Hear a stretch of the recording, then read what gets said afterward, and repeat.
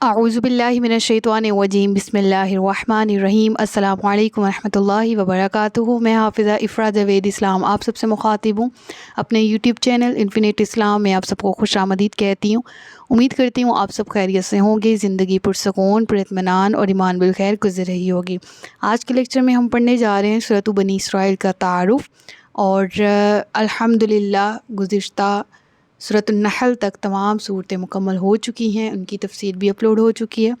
آج کے لیکچر سے ہم اس کا تعارف اور انشاءاللہ اونورڈ اس سورہ کو کنٹینیو کریں گے۔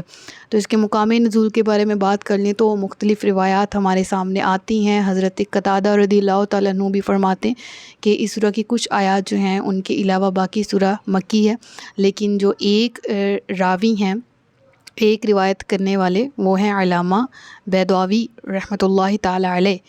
آپ فرماتے ہیں کہ یہ مکمل کی مکمل صورت مکہ مکرمہ میں نازل ہوئی ہے، ٹھیک ہے۔ یعنی آپ نے شورٹی کے ساتھ لکھا، لہٰذا میں نے ان کا کوٹ یہاں پر نقل کر دیا اور ان کا آپ سے شیئر کر دیا، ٹھیک ہے۔ یعنی اس سورہ کے بارے میں بات کی جائے تو یہ مکی سورہ ہے، اور رکوع اور آیات کی تعداد کی بات کریں تو اس سورہ میں کل 12 رکوع ہیں اور 111 آیتیں ہیں۔ اس سورہ کا نام بنی اسرائیل ہے، اس کے علاوہ اس کے دیگر نام بھی ہیں، تو اس کے بارے میں پڑھ لیتے ہیں کہ سورۃ بنی اسرائیل کا نام، پہلا نام کیا ہے جو موسٹ فیمس ہے اور ہر قرآن کریم میں پرنٹڈ بنی اسرائیل ہی ہوتا ہے، ٹھیک ہے، سورۃ بنی اسرائیل۔ لیکن ریدر دین بعض اوقات ایم سی کیوز کی فارم میں، بعض اوقات ویسے ہی کویشچنز آنسر کی فارم میں کوئی پوچھ لیا جاتا ہے سورۃ اسراء قرآن کریم کی کون سی سورہ ہے، سورۃ سبحان قرآن کریم میں کہاں موجود ہے، تو اس طرح بچے کنفیوژن کا شکار ہو جاتے ہیں۔ تو اس کے متعدد نام ہیں جو آج ہم ڈسکس کریں گے۔ تو بنی اسرائیل، اسرائیل کا معنی ہے اللہ کا بندہ۔ یہ حضرت یعقوب علیہ الصلاۃ والسلام کا لقب ہے، اور آپ علیہ الصلاۃ والسلام کی اولاد کو بنی اسرائیل کہتے ہیں، ٹھیک ہے۔ یعنی اسرائیل حضرت یعقوب اور ان کی اولاد کیا کہلائی؟ بنی اسرائیل۔ اس سورہ میں بنی اسرائیل کے عروج و زوال اور عزت و ذلت کے وہ احوال بیان کیے گئے ہیں جو دیگر صورتوں میں بیان نہیں ہوئے۔ اسی مناسبت سے اس سورہ کو سورۃ بنی اسرائیل کہتے ہیں، اور یہی اس کا مشہور نام بھی ہے، ٹھیک ہے۔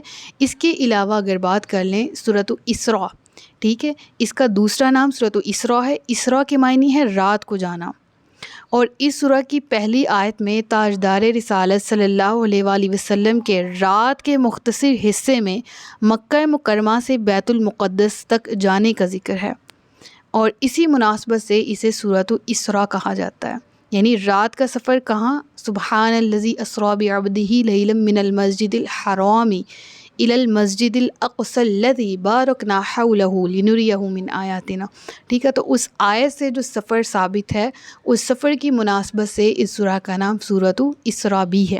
اس کے علاوہ اس سورہ کا نام سورۃ سبحان بھی ہے۔ سبحان کے معنی ہے پاک، ٹھیک ہے، اور اس سورہ کی ابتدا لفظ سبحان سے کی گئی ہے، اور سبحان سے مراد رب العالمین کی ذات ہے، ٹھیک ہے۔ سبحان پاک ہے وہ، الذی جس نے، اسریٰ بعبدہ سیر کروائی اپنے بندے کو، ٹھیک ہے۔ انشاءاللہ اس کی تفسیر آیت نمبر 1 میں پڑھ لی جائے گی۔ تو اس مناسبت سے اس سورہ کا ایک اور نام بھی ہے، مطلب سبحان بھی اس کو کہا جاتا ہے، سورۃ سبحان، لیکن موسٹ فیمس سورۃ بنی اسرائیل ہے۔ نمبر 2 پہ سورہ اسراء آتی ہے، ٹھیک ہے۔ سورہ سبحان بہت کم لوگوں کو اس کے بارے میں علم ہے، ٹھیک ہے۔ اب اس کی فضیلت کے بارے میں بات کر لیں تو حضرت عائشہ صدیقہ رضی اللہ تعالی عنہا فرماتی ہیں کہ نبی اکرم صلی اللہ علیہ وآلہ وسلم اس وقت تک اپنے بستر پر نیند نہیں فرماتے تھے جب تک سورہ بنی اسرائیل اور سورہ زمر کی تلاوت نہ کر لیتے۔ یعنی آپ رات کو اپنے بستر پر سونے جانے سے پہلے سب سے پہلے ان صورتوں کی تلاوت کرتے، تب تک آپ اپنے بستر پر تشریف نہ لے جاتے، تب تک نہ سوتے جب تک آپ ان صورتوں کی تلاوت نہ کر لیتے۔ تو اس سے ہمیں یہ سنت بھی ظاہر ہوتی ہے کہ نبی پاک صلی اللہ علیہ وآلہ وسلم کے نزدیک ان کی اہمیت کس قدر تھی، ان صورتوں کی، وہ ان کی تلاوت کرتے تھے، تو ہمیں بھی ان کی سنت سے یہ سبق ملتا ہے کہ ہم بھی ان کی تلاوت کریں۔ اس کے مضامین کے بارے میں بات کر لیتے ہیں۔ اس سورہ میں جو مرکزی مضمون ہے وہ یہ ہے کہ اس میں دین اسلام کے عقائد جیسے کہ توحید، رسالت، مرنے کے بعد دوبارہ زندہ کیے جانے اور قیامت کے دن اعمال کی جزا اور سزا ملنے پر زور دیا گیا ہے، اور اس کے ساتھ ساتھ مشرکین کے کثیر شبہات کا ازالہ بھی کیا گیا ہے۔ اس کے علاوہ اس سورہ کی پہلی آیت میں سید المرسلین صلی اللہ علیہ وآلہ وسلم کے عظیم معجزے واقعہ معراج کا ایک حصہ بیان کیا گیا ہے کہ تاجدار رسالت صلی اللہ علیہ وآلہ وسلم رات کے مختصر حصے میں مکہ مکرمہ سے بیت المقدس تشریف لے گئے، اور یہ معجزہ اللہ تبارک و تعالیٰ کی قدرت کی اور بارگاہ الہی میں نبی کریم صلی اللہ علیہ وآلہ وسلم کی عزت و تکریم کی روشن ترین دلیل ہے۔ اس کے علاوہ بنی اسرائیل کے مفصل حالات بیان کیے گئے ہیں۔ اس کے علاوہ یہ بیان کیا گیا کہ جو نیک اعمال کرے اور سیدھی راہ پر آئے، اس میں سے اس کا اپنا ہی بھلا ہے، اور جو برے اعمال کرے اور گمراہی کا راستہ اختیار کرے، اس میں اس کا اپنا ہی نقصان ہے۔ اس کے علاوہ یہ بیان کیا گیا کہ عمل کی مقبولیت کے لیے 3 چیزیں درکار ہیں: نیک نیت، عمل کو اس کے حقوق کے ساتھ ادا کرنا، اور ایمان۔ کسی بھی عمل کے بارگاہ الہی میں قبولیت کے 3 درجے ہیں، 3 شرائط درکار ہیں۔ ایک یہ کہ عمل نیک نیت کے ساتھ کیا گیا ہو اور اس کے تمام حقوق کے ساتھ اس عمل کو ادا کیا گیا ہو، اور نمبر 3 کہ ایمان بھی انسان کے پاس موجود ہو، یعنی ایمان کے ساتھ نیک عمل کیا جائے اور درست طریقے سے کیا جائے اچھی نیت کے ساتھ، تو وہ عمل بارگاہ الہی میں قبول ہوتا ہے۔ اس کے علاوہ اجتماعی زندگی گزارنے کے بہترین اصول بیان کیے گئے ہیں، جیسے والدین کے ساتھ اچھا سلوک کرنے اور ان کے بارے میں دیگر احکام بیان کیے گئے ہیں۔ فضول خرچی سے منع کیا گیا اور میانہ روی اختیار کرنے کا حکم دیا گیا۔